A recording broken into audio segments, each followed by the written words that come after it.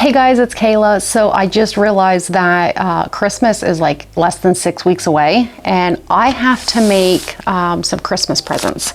So I want to try to see if I can make a quilt top in a day. So I've got 2 purple jelly rolls. I'm just kind of going to wing it. So this is fabric from Tiny Spool and Company and they make some beautiful fabric. There's kind of the colors, and I find that pre-cuts, as much as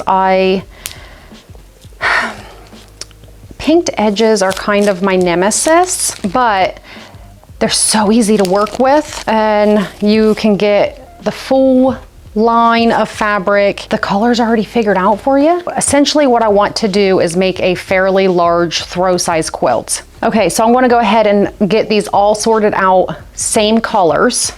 Man, this would make a pretty Bargello. Don't have time for that.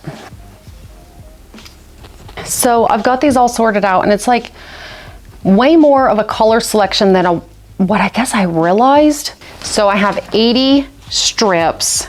So I'm going to lay them out in 16 different groups of 5. Got it figured out. So what I'm going to do is rail fence from dark to light because that's the way that these fabrics look the best. So we're just going to go ahead and sew these together, right sides together. I'm going to start with the dark because it's going to be easier for me to keep track. I'm not going to iron them, and the only thing I'm going to do is just make sure that they stay super lined up. I'm going to switch out my foot to the 1/4 inch foot, and that'll make piecing go a lot faster than if I'm like focusing, because all I have to do is just line up the edge of the pinked edges, the zigzag with that foot. Let's see, stitch length to 2.0. So then I'm just going to sew these together at a 1/4 inch, and we're not even going to press them open or anything. We're just going to sew.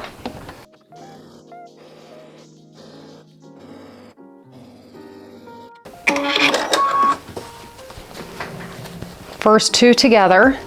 Now, since I fed it through this way, whenever I go to sew on the next color, I'm going to flip it. It comes out of the machine this way. Then I'm going to take this end that came out of the machine last and sew on that side. Because if you sew all of your seams one direction, don't ask me how, it's magic. It'll make your whole strip set curve. So we're not going to sew all one direction. So these should go together pretty fast. Okay, take it out, flip it.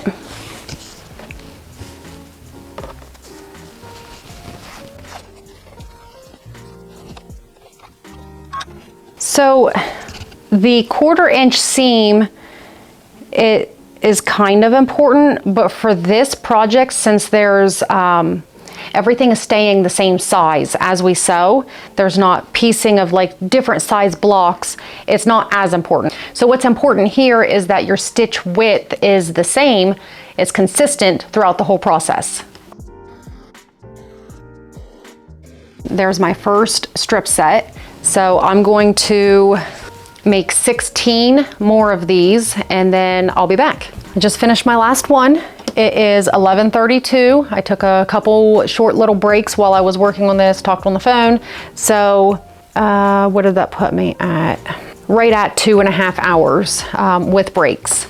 So let me get the rest of my pile. Okay, so here are all of my strip sets. The next step is to iron all of these, and I'm going to press everything to the dark side. I've decided that right after I iron, and I am going to starch it at this point, but right after I iron and starch it, then I'm going to go ahead and cut it into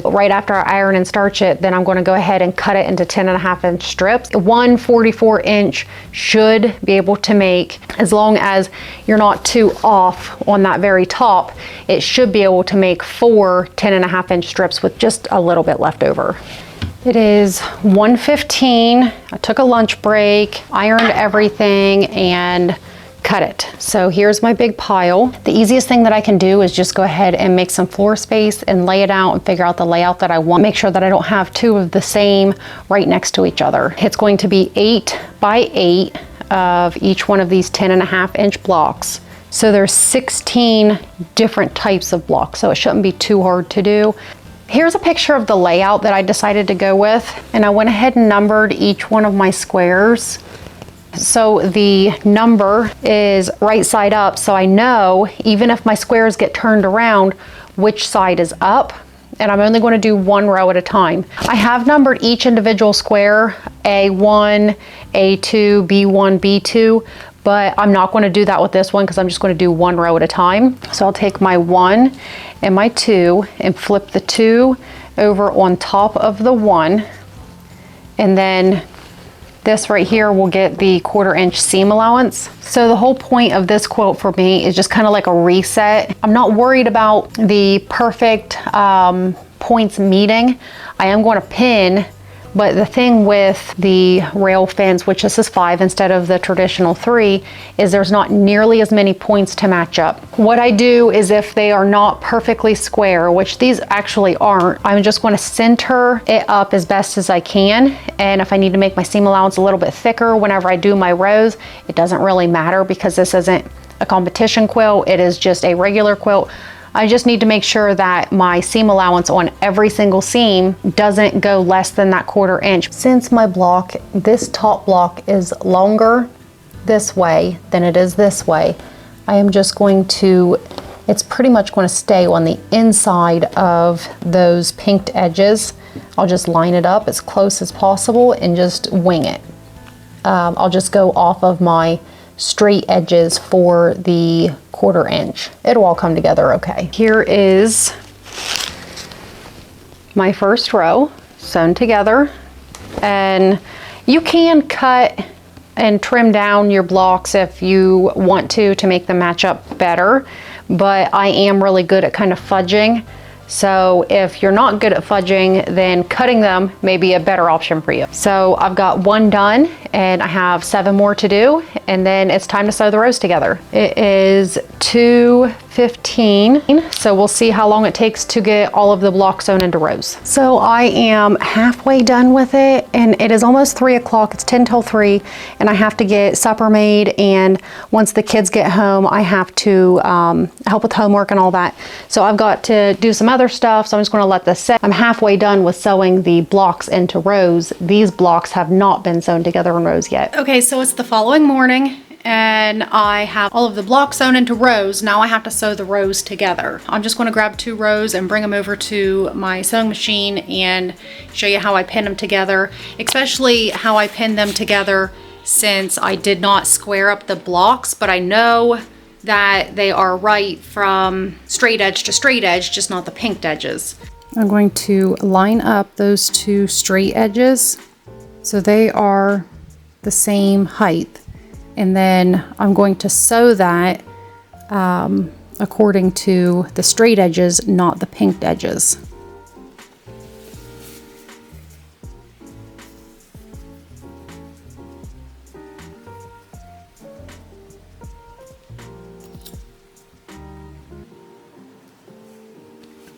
I realize that the quilt pleats may not like this pinning method, not squaring up method, but if it works, then it's not a failure, I guess.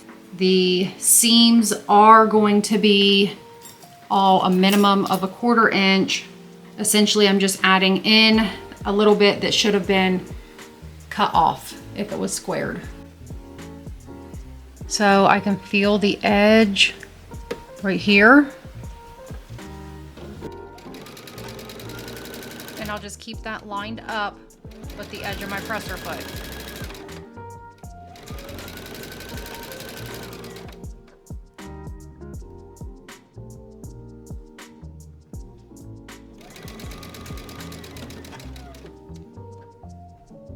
And then with this straight edge, I can just sew right along that flat seam.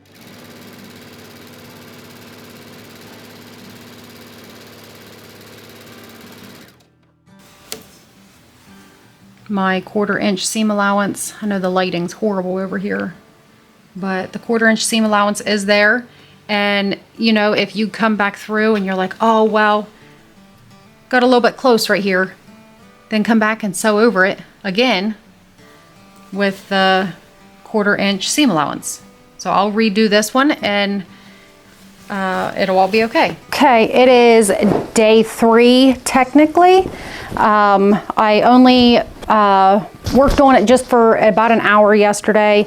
I ran to town and then now I have a sick kid, so I just finished this up really quick, and sewing the rows together total was probably an hour and a half, and that was with interaction or distractions.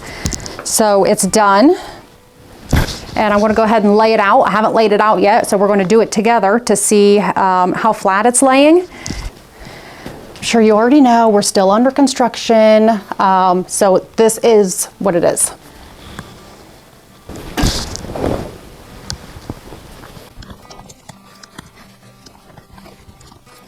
Here is the finished quilt. Let me move out of the way. Just kind of come down so you can see. It is laying pretty flat. I probably just didn't iron it over there because that's just the seams popping up. So anyways, I guess like the whole point of this is you can do whatever you want. There are no rules. Don't let anybody tell you that points have to match up perfectly, or that you have to have like the perfect seam allowance. Minimum 1/4 inch, but other than that, like, it works. Like, this is proof, right? That's the quilt, and I hope to see you in the next video.